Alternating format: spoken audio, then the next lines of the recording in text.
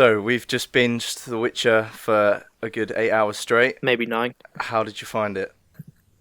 Uh, Good. I liked it. I get my thumb of approval out for that one. I think it's, I think it's fine. I don't think it's anything too special. I think it has quite a lot of problems, which hold it back from being anything, Game of Thrones level or Whoa. anything like that. I think it's got some serious structure issues. What it does is it tries to tell like a Tarantino style like story, or Christopher Nolan, where it's like jumping around timelines. And Yeah, in some so sense I can understand that. you pretty much you see the ending at the start, don't you? The first episode. Almost, yeah, you do a little bit, but it depends what you mean by that because we're going through three timelines here at once. Hmm. And for someone that's unaware of the series, like yourself, that's quite Hmm. a confusing start. Yeah, I Because, obviously went into this completely blind. Like I've yeah, never played a Witcher game, never read any of the Witcher stuff, so I knew absolutely nothing. So I was just seeing this as a 40-year-old man would watch it at home with his kids.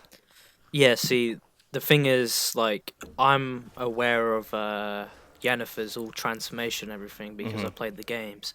So I knew what was different, I knew what was going on, and I recognized the fact that The Witcher, Yennefer, at some point Yeah, they're you gonna. know, they come together.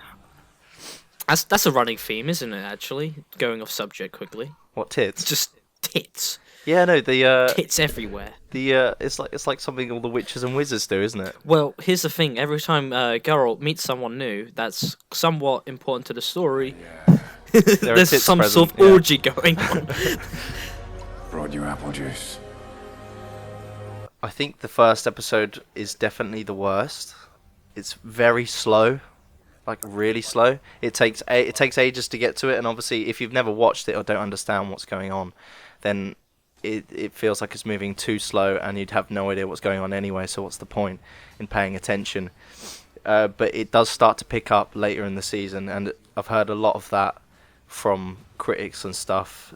Obviously, there's a big divide between critics and the audience at the moment. It's like 58% of critics like it on Rotten Tomatoes, but 92% of the audience like it.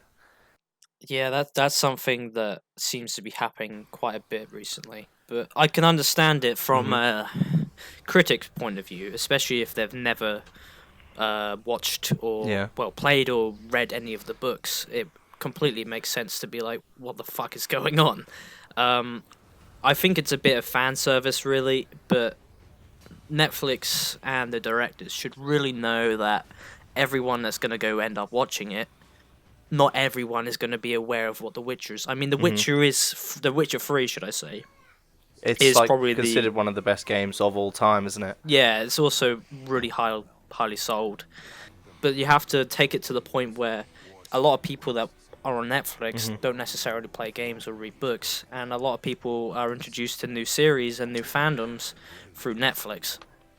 So that is one thing they should have really took into consideration, but failed to, and that's what led to a lot of confusion. Now I believe. Yeah, but I think Anyway, what the problem is, it's that even though it does reward attention for like piecing together where things are, the actual plot doesn't really come together until the sixth episode, and then you're like, yeah. okay, because that's when they find all the stories finally start to intertwine. So you're spending 6 episodes watching these different stories, and like, where is this going? The reason I like episode 3 so much is it progressed Yennefer's story quite a lot, as in you saw her become obviously the pretty version of herself. Like she Yeah, we actually like that. strengthened up. Yeah, Yeah, we like that. actually strengthened up, and it was happening. What was it? It was happening alongside something, though, wasn't it? Oh yeah, the transformation of the Striga. Yeah. They were like echoing each other, and I really dug that. As in, that was the sort of parallel storytelling that I wanted to see more of. Yeah, no, I can completely understand that. I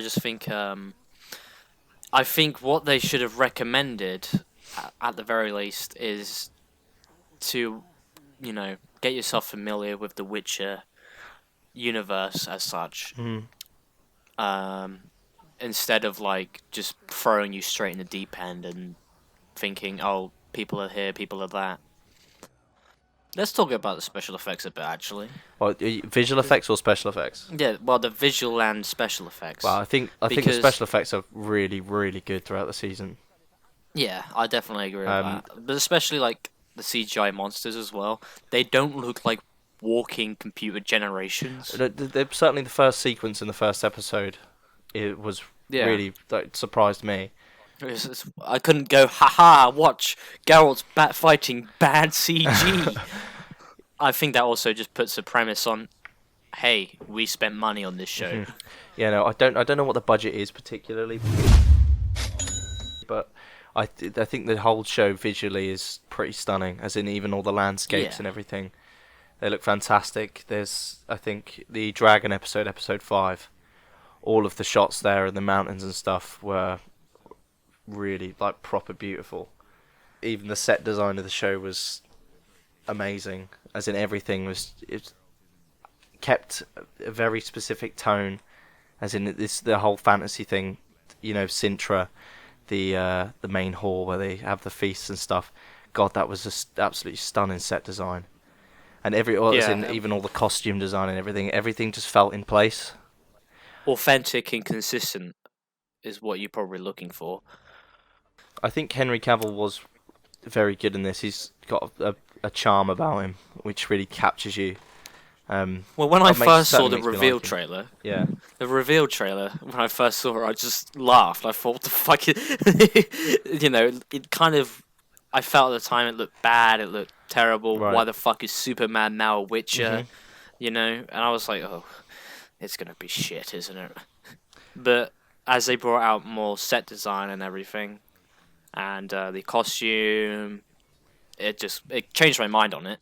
Definitely. No, I did enjoy the first season of The Witcher. I will say it's decent. It does have a lot of problems when it comes to actual structure and filmmaking.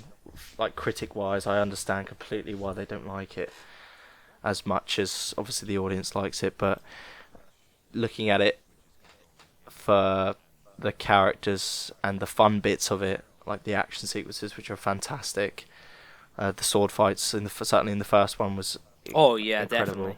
definitely. If they expand on that and get rid of the bits which didn't work, then I think it could actually be a really good show. Not anything like Game of Thrones or anything like that. It could be something very different. Because I don't think we need another show like Game of Thrones. Especially how that ended as well. Yeah.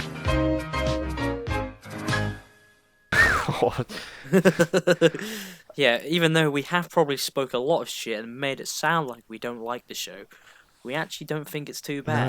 No, I don't think it's too We're bad. just Nancy Naggers. Are you gonna give it a rating? Well, I'll do my classic reviews how I do mine. So I'll rate it a high number out of 100. A high number out of 100. Yeah, so that could be anywhere from 70 to 100. Okay, well, I'm giving mine as 55, which sounds bad, but it's not bad. That's a pretty good score. You know what? I'll do a bit of homework for the old viewers watching. If you go count the amount of pair of tits, that's my number out of 100. Yes, there you go. There Perfect. you Right. Catch you later, everybody. We all have films to watch. Till next time. go. Till next time.